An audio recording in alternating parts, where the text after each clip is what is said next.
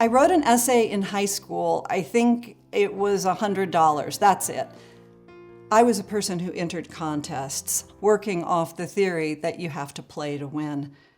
From the veterans of foreign wars, he said, it changed your life. I promise you, it didn't. Maybe you don't remember. This is a strange question, but I have to ask, do you know who I am? No, ma'am, the voice said.